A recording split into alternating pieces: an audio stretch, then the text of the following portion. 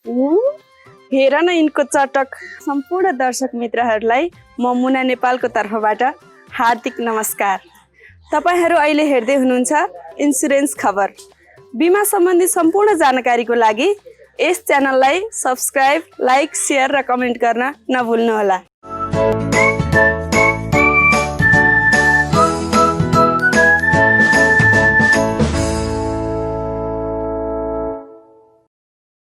नमस्ते, म गुणराज श्रेष्ठ।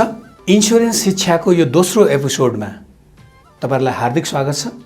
आजको यो एपिसोडमा चाहिँ मैले तपाईहरुलाई विशेष गरी जीवन बिमा क्षेत्रमा लागेका अभिकर्ता साथीहरू अथवा बिमा गर्नुभएका ग्राहक मित्रहरूलाई चाहिँ आवश्यक बुझ्न पर्ने जीवन बिमा सम्बन्धी महत्त्वपूर्ण शब्दावलीहरू, लाइफ इन्सुरेन्स टर्मिनोलोजीहरू को बारेमा जानकारी दिँदैछु। तपाईँ जीवन बिमा क्षेत्रमा हुनुहुन्छ अथवा बिमा गर्नुभएको छ भने यो शब्दावलीहरू तपाईले जानकारी लिइराख्नुपर्ने हुन्छ। जस्तो पहिलो शब्दावली प्रस्तावक, इङ्ग्लिसमा एप्लिक्यान्ट भनेर भन्छौँ। प्रस्तावक भनेको के हो त जीवन बिमामा? यदि तपाईँ ग्राहक हुनुहुन्छ भने तपाईले जीवन बिमा गर्नलाई एउटा फर्म भर्नुपर्ने हुन्छ। प्रस्ताव फारम भन्छ त्यसलाई, कम्पनीबाट जारी गरिएको फर्म हुन्छ। त्यो फारम भर्ने व्यक्तिलाई प्रस्तावक भनिन्छ। भनेको जसले बिमा गर्न इच्छा गर्नुभयो, कम्पनीमा प्रस्ताव पेश गर्दै हुनुहुन्छ, तपाईले प्रस्ताव फारम भर्नुभयो बिमा गर्न इच्छा गरेर भने तपाईँ प्रस्तावक हो, हैन? प्रस्ताव फारम भर्ने व्यक्तिलाई प्रस्तावक भनिन्छ। उहाँले हस्ताक्षर गर्नुभएको हुन्छ र त्यो प्रस्ताव फारम जब कम्पनीमा आइपुग्छ, कम्पनीको अन्डरराइटिङ डिपार्टमेन्टले, जोखिमाङ्कन गर्ने एउटा चाहिँ विभाग जसलाई अन्डरराइटिङ डिपार्टमेन्ट भनिन्छ, अन्डरराइटिङ डिपार्टमेन्टले तपाईले भर्नुभएको त्यो प्रस्ताव फारमहरू चेक जाँच गरेर स्वीकृति गर्यो भने त्यसपछि तपाईले त्यो बिमालाई लाग्ने किस्ता जम्मा गर्नुहुन्छ। त्यो किस्ता जम्मा भइसकेपछि कम्पनीले त्यो बिमालाई जारी गर्छ, त्यो बिमा इस्यु गर्छ। त्यसपछि बिमा जारी नगरुन्जेलसम्म तपाईको नाम प्रस्तावक, किनभने तपाईले बिमा प्रस्ताव गर्नुभएको छ। जब त्यो प्रस्ताव स्वीकृत हुन्छ कम्पनीको तर्फबाट र पेमेन्ट भएर त्यो इस्यु हुन्छ, त्यसपछि तपाईलाई नै इन्स्योर्ड भन्ने गरिन्छ। अर्को टर्मिनोलोजी भेरी इम्पोर्टेन्ट, बिमित भनिन्छ। बिमित इङ्ग्लिसमा इन्स्योर्ड पर्सन भनिन्छ। बिमा नहुन्जेलसम्म प्रस्तावक हो तपाईँ, तर बिमा एक्सेप्ट भएर बिमाको फाइल जारी भइसकेपछि तपाईको नाम नै अब के हुन्छ? बिमित हुन्छ। भनेको बिमित भनेको हो त इन्स्योर्ड पर्सन भने बिमा गर्ने ग्राहकलाई बिमित भनिन्छ। हेर्नुहोस् है, दुईटा वर्ड भने मैले, प्रस्तावक भने र बिमित भने। तर बालबच्चाको बिमा गर्ने हो भने चाहिँ प्रस्तावक भनेर चाहिँ बालबच्चाको आमा अथवा बाबा मध्ये एकजनालाई बुझाइन्छ, हैन? त्यो पनि हामीले बुझ्नुपर्ने हुन्छ। दुईटा वर्ड मैले तपाईहरुलाई भने। अर्को बिमक, इन्स्योरर इङ्ग्लिसमा, नेपालीमा बिमक। बिमक भने के हो त भन्दाखेरि बिमा गर्ने कम्पनीलाई बिमक भनेर भनिन्छ। बिमा कम्पनीको नाम चाहिँ बिमाको भाषामा बिमक, इन्स्योरर भनेर भनिन्छ। हेर्नुहोस् है, अर्को वर्ड बिमाङ्क, इङ्ग्लिसमा सम एस्योर्ड भनिन्छ, सम इन्स्योर्ड पनि भनिन्छ अथवा फेस एमाउन्ट पनि भन्ने गरिन्छ।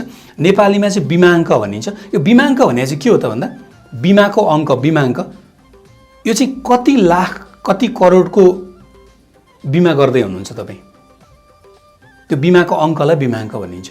जस्तो 10 लाखको बिमा गर्ने, 20 लाखको बिमा गर्ने, करोडको बिमा गर्ने भनिन्छ नि, त्यसलाई बिमाङ्क भनिन्छ। त्यो बोलिएको रकम, हैन? बोलिएको रकम, त्यसलाई हामी बिमाङ्क भन्ने गर्छौँ। अर्को प्रिमियम, इङ्ग्लिसमा प्रिमियम भने के हो त? नेपालीमा बिमा शुल्क। बिमा शुल्क भने के हो त भन्दाखेरि बिमा गरे बापत ग्राहकले निश्चित इन्टरभलमा जुन कम्पनीमा बुझाउने किस्ता हुन्छ नि, त्यसलाई प्रिमियम भनिन्छ इङ्ग्लिसमा। नेपालीमा बिमाको शुल्क पनि भनिन्छ, किस्ता पनि भन्ने चलन हुन्छ, हैन? तर प्योर यसको इन्सुरेन्सको भाषाको नाम चाहिँ प्रिमियम भनिन्छ इङ्ग्लिसमा।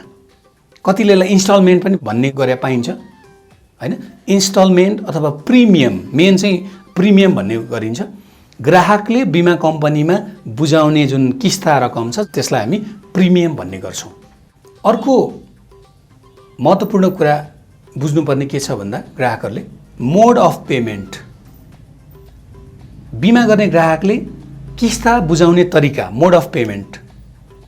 मोड अफ पेमेन्ट के हो त मेरो बिमाको भन्ने तपाईलाई जानकारी हुनुपर्छ।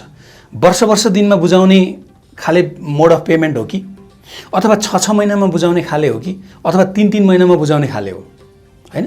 वर्ष दिनमा बुझाउने खाले बिमा तपाईँले गर्नुभएको छ भने त्यसलाई हामी मोड अफ पेमेन्ट चाहिँ एनुअल रहेछ, वार्षिक रूपमा बुझाउने रहेछ भन्छौँ। 6 महिना भयो भने हाफ इयरली रहेछ भनेर भन्छौँ हैन।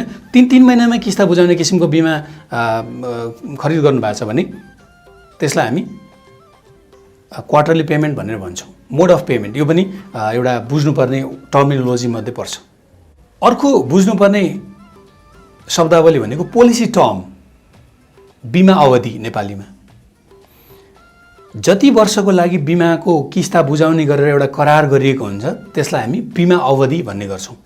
नर्मली हामी सुन्छौँ नि 20 वर्ष बिमा अवधि, 10 वर्ष, 15 वर्ष भनेर नर्मली यो ग्राहकले रोज्न पाउँछ उमेरअनुसार हैन। त्यसलाई हामी बिमा अवधि, पोलिसी टर्म अथवा टेनर अथवा ड्युरेसन भन्ने गर्छौँ। बिमाको ड्युरेसन हैन। एक्चुअल नाम चाहिँ पोलिसी टर्म भन्ने गर्छौँ इन्सुरेन्समा चाहिँ।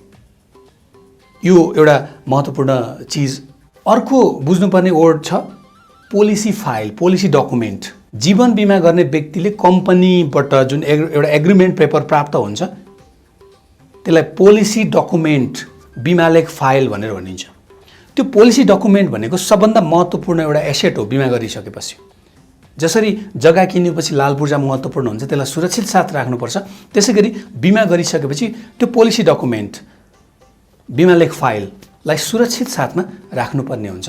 त्यो पोलिसी डकुमेन्टमा चाहिँ तपाईँले गर्नुभएको त्यो बिमाको सम्पूर्ण शर्त, सुविधाहरू, टर्म्स एन्ड कन्डिसन त्यहाँ उल्लेख गरेको हुन्छ।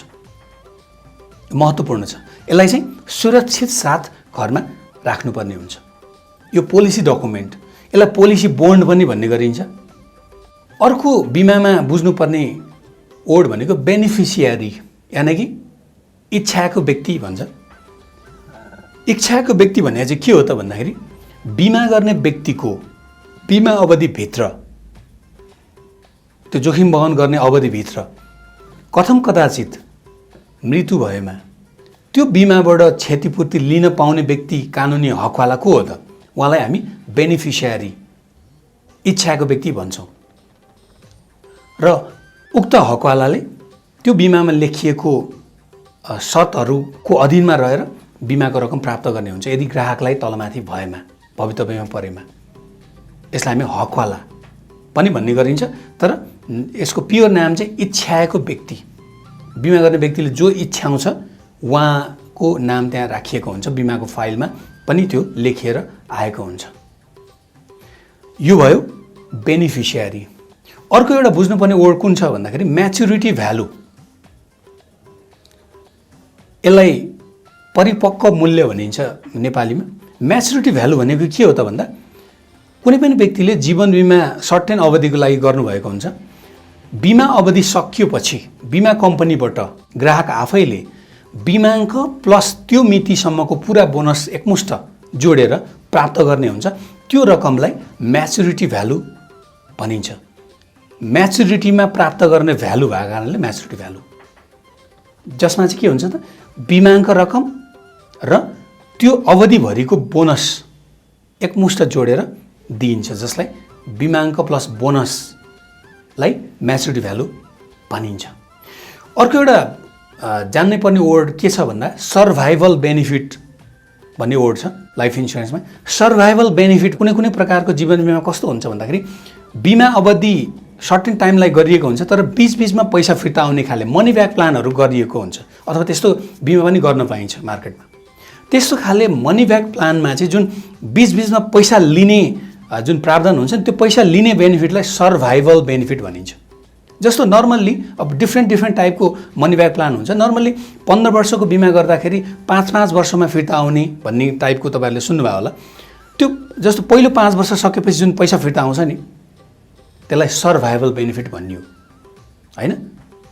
यसरी बिमा अवधि नसकिँदै लास्टमा दिनुपर्ने बिमाङ्क रकमको सर्टेन पोर्सन चाहिँ एडभान्समा दिने प्रकारको बिमा योजनाहरू पनि मार्केटमा पाइन्छ।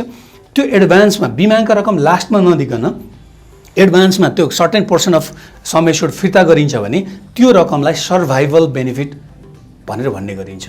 यो पनि एउटा महत्त्वपूर्ण वर्ड, बुझ्नै पर्ने वर्ड छ।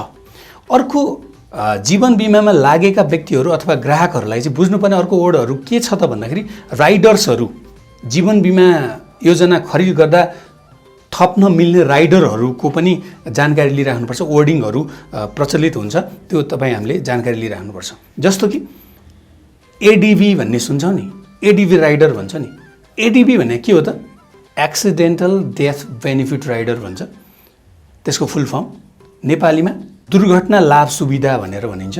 यो राइडरले चाहिँ के गर्छ त? बिमा गर्ने व्यक्तिको दुर्घटनावश मृत्यु भएमा निश्चित एउटा लिमिटसम्म थप एउटा बिमाको रकम हकवालालाई दिने हुन्छ। यो यस्तो सुविधा हो एडिभी राइडर भनेको। अर्को पिटिडी राइडर भन्ने हुन्छ, पर्मानेन्ट टोटल डिजेबिलिटी राइडर भन्छ। नेपालीमा पूर्ण अशक्त अपाङ्ग सुविधा भन्छ। यो राइडर भने चाहिँ के त भन्दा बिमा गर्ने ग्राहकको बिमा अवधिभित्र कुनै दुर्घटनाको कारणले पूर्ण अशक्त अपाङ्ग भएमा एउटा निश्चित लिमिटसम्म मासिक रूपमा भत्ता दिने व्यवस्था गरिएको हुन्छ, जसलाई पिटिडी पर्मानेन्ट टोटल डिजेबिलिटी बेनिफिट भनेर भनिन्छ। अर्को पिडब्लुबी भन्ने पनि वर्ड हामीले बुझ्नुपर्ने छ, प्रिमियम वेभर बेनिफिट। कुनै कुनै कम्पनीमा यसलाई डब्लुओपी पनि भन्ने गरिन्छ, वेभर अफ प्रिमियम, त्यो एउटै हो कुरा। यो राइडर बेनिफिटको अर्थ चाहिँ के हो भन्दा यदि बिमा गर्ने ग्राहकको दुर्घटनावश अपाङ्गता भएको छ भने पिडब्लुबीले के गर्छ त? बिमा शुल्क बाँकी किस्ताहरू छुट गरिदिन्छ एउटा निश्चित लिमिटसम्मको बिमाङ्कमा। जीवन बिमा सम्बन्धी टर्मिनोलोजीहरू सेयर गर्ने क्रममा अर्को एउटा वर्ड छ एमआइभी भन्ने वर्ड। एमआइभी चर्चित वर्ड छ। यसको फुल फर्म चाहिँ मन्थली इन्कम बेनिफिट भन्ने हुन्छ। यो एमआइभी चाहिँ नर्मल्ली चाइल्ड इन्सुरेन्स प्लानहरूमा चाहिँ प्रस्तावकलाई केही तलमाथि भएमा महिनै पछि एउटा सर्टेन रकम बच्चाहरूलाई आउने व्यवस्था गर्ने भन्ने एउटा सुविधा हुन्छ, जसलाई एमआइभी भन्ने चलन हुन्छ। यो पनि हामीले बुझिराख्नुपर्छ बिमामा लाग्ने व्यक्तिले, हैन? अर्को वर्ड छ क्रिटिकल इलनेस, सिआई भन्ने चलन छ।